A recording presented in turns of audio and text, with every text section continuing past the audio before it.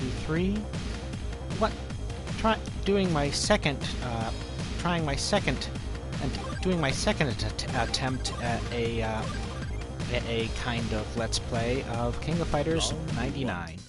Get ready. Now the reason I chose this game is in King of Fighters 99 is the first game in of the King of Fighters Fatal Fury spin-off that I owned. Originally, I got introduced to the SNK Fatal Fury franchise actually through a bargain bin purchase of Fatal Fury 2 for the Super Nintendo. It's actually...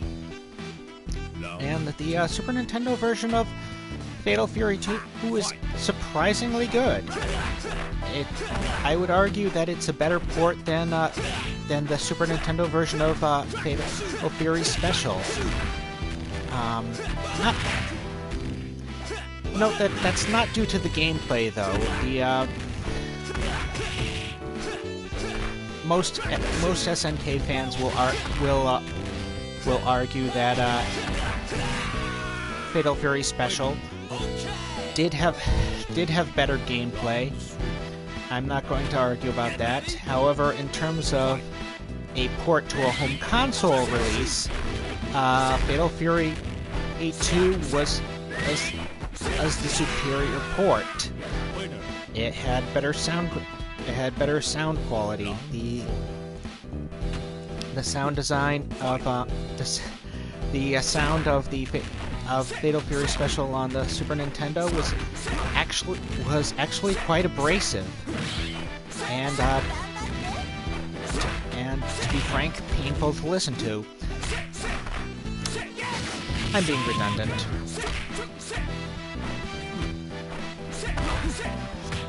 So anyway, after Fatal Fury and Fatal Fury Special,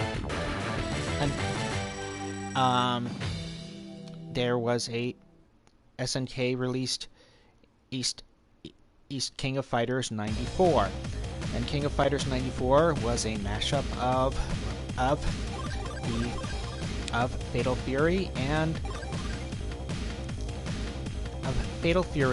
Art of Fighting, and actually a bunch of other SNK properties, Kari Warriors, Psycho Soldier, and they even gave Fatal Fury a character, Kim Capwan, his own team. The premise being that he would be the leader in a team of outlaws that he was out to reform.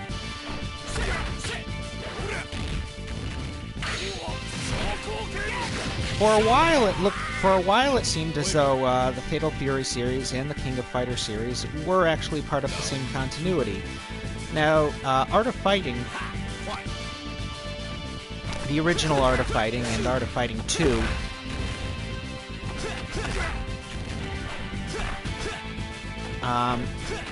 they were originally something of a stealth prequel to the Fatal Fury games. Art of Fighting 2 would reveal that the game took place 10 years before the original Fatal Fury, with the presence of Crime Lord Geese Howard. And for a while, the storyline of the King of Fighters and the Fatal Fury games actually didn't conflict that much. I mean, obviously they changed the placement of King of Fighters in terms of the continuity history of the continuity timeline that they no longer took. It kind of dismissed all of the Art of Fighting games after the original Art of Fighting. But otherwise, King of Fighters and Art of Fighting, sorry, King of Fighters and Fatal Fury seem to be the same series.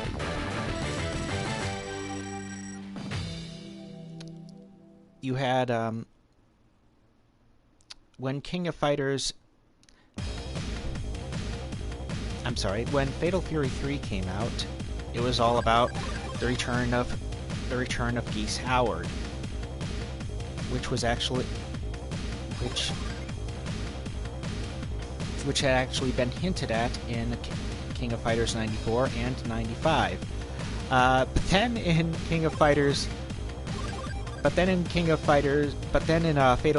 Real Bout Fatal Fury,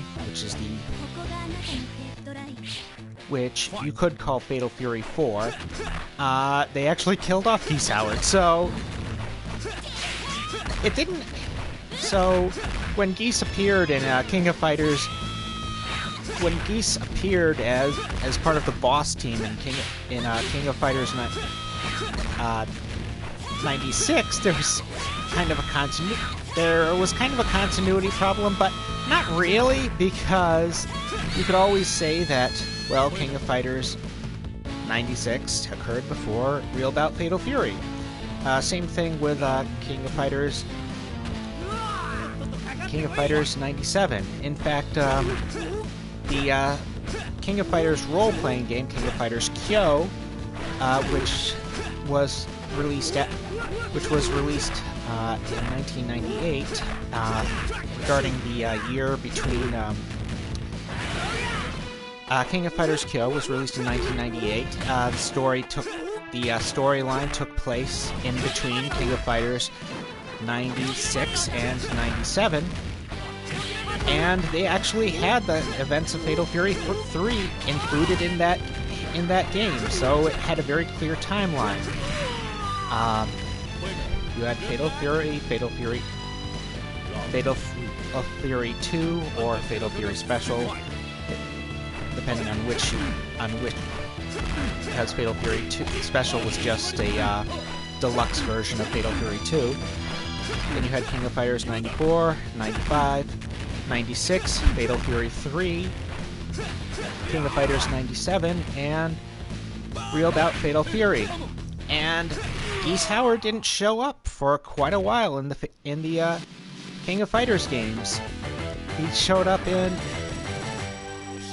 He was kind of in the background of King of Fighters 2003, but he's never shown on the screen, and he's only referenced by Billy Kane. So you could take it that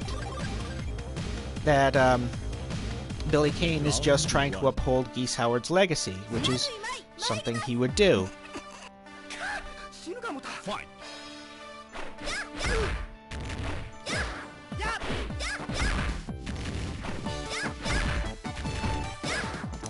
The real problem in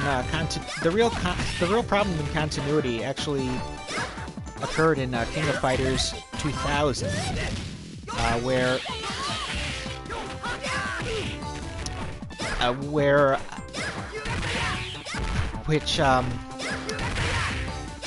well, I'll talk about King of Fighters 2000 a bit later. The plot of King of Fighters 99 is, it's the usual. It's King of Fighters. It's an annual tournament.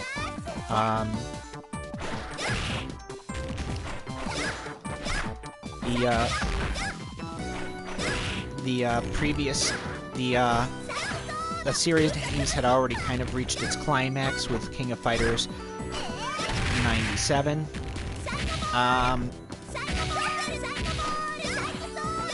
You could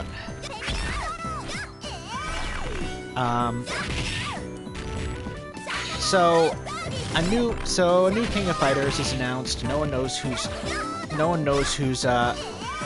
sponsoring. No one ever knows who's sponsoring these tournaments.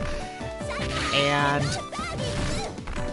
the Akari Warriors preemptively decide to investigate it because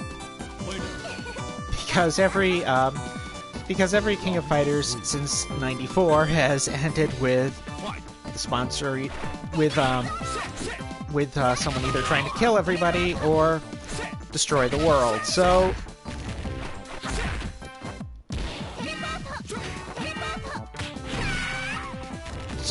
just business as usual. The Ikari Warriors actually make it to the finals. And Hydern finds out. Oh, while this investigation is going on, that spy satellites are picking up the previous champion of the King of Fighters tournament, Kyo Kusanagi, in all places, all over the world. It's an army of clones. It's basically the plot of Attack of the Clones, except this came out in '99. Attack of the Clones came out in, what was it, 2002? In any case, this plot preceded Star Wars.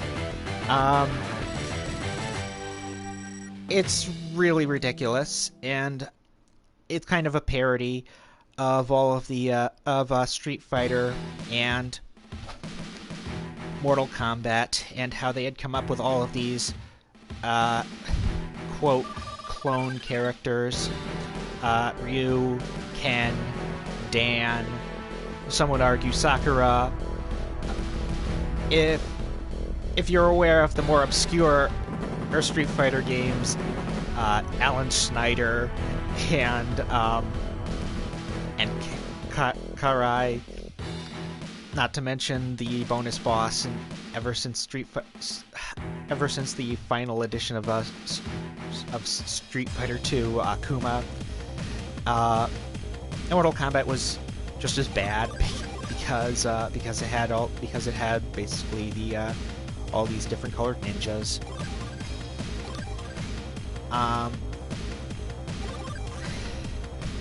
It was kind of ridiculous how many characters were just head swaps, even though, you know, they obviously play different, but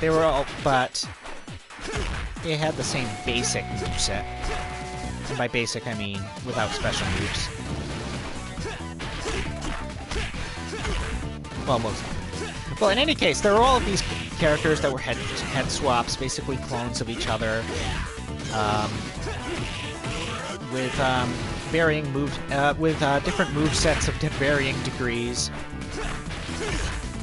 So SNK decided to parody this by having an army of Kyo clones all over the world as this tournament is going on. I guess they're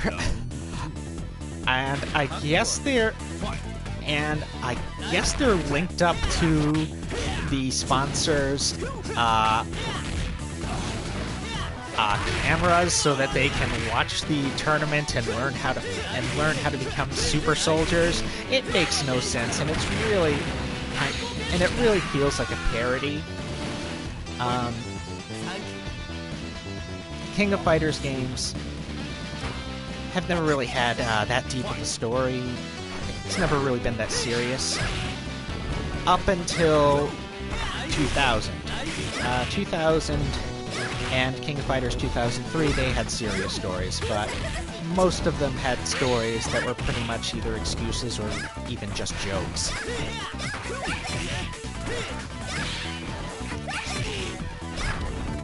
Now, the reason I say King of Fighters 2000 was more serious than the others. Well, maybe serious is the. Not sure if serious is the right word, but it had a darker tone than the rest of the series. Because, well, starting with King of Fighters 99, you can kind of see that their budget is that the budget of the game is kind of cut. I mean, the stages are interesting, particularly the park stage with its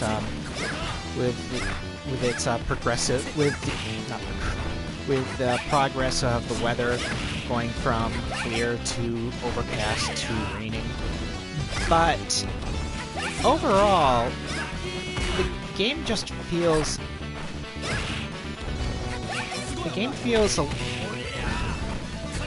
it just doesn't have the same quality of presentation as King of Fighters 97 or 98. And I think it was around this time that SNK was actually in really big financial trouble.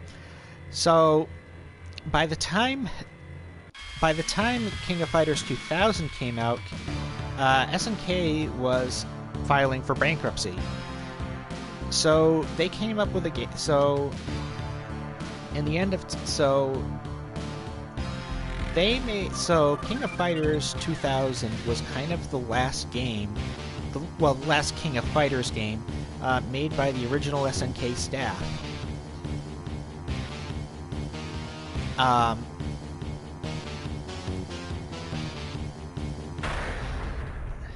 And King of Fighters 2000 ended with the destruction of Southtown. Basically, the enemy organization basically dropped a bomb, used a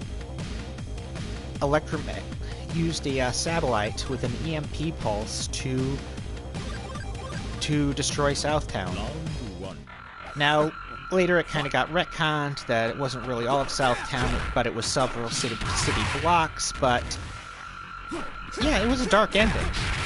And it was a reflection that their company had filed for bankruptcy. The old SNK was gone.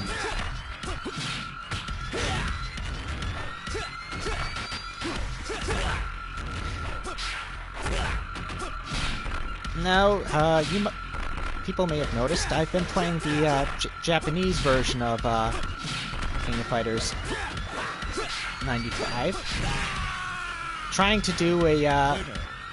to do a run credit clear. I'm probably not going to succeed at that. The reason I'm playing the Japanese version is because, well, there are a lot of things that were lost in the American version. The park stage got slightly cropped as a form of censorship. They cut the nude statue in at the far right end of the park. They cut the blood, though that's not really a big deal. There's not a lot of blood in this game. And they actually removed one of the new characters, Whip. They removed her pistol attacks. She actually takes out a desert eagle and shoots on the ground, downed fighter. That was removed in the American version, and given the time it was released, that actually makes sense because, you know, in the 20th century, gun violence was still a shocking subject to Americans. It's unacceptable that it's just become part of American life, but I'm not going to get into that. So they censored Whip's gun. They censored the nude statue, which I have no idea why they did that, because they kept Mai's jiggle physics.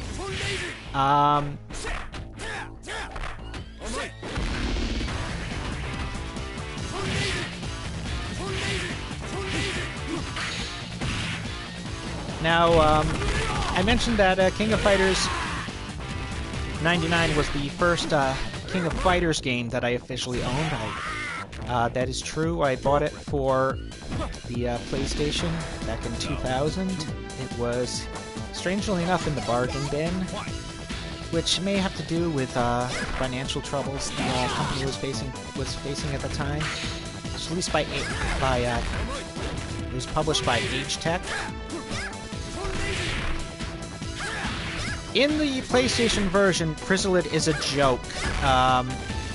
This is a real struggle that is probably and probably the reason why I will not get a 1 credit clear. But the PlayStation version, in the PlayStation version, guard rolls are broken. It completely changes the flow of the game because, yeah.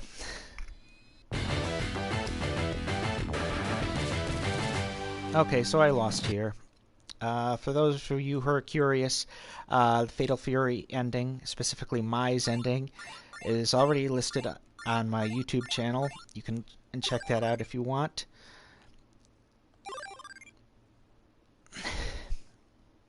Game over. And good night.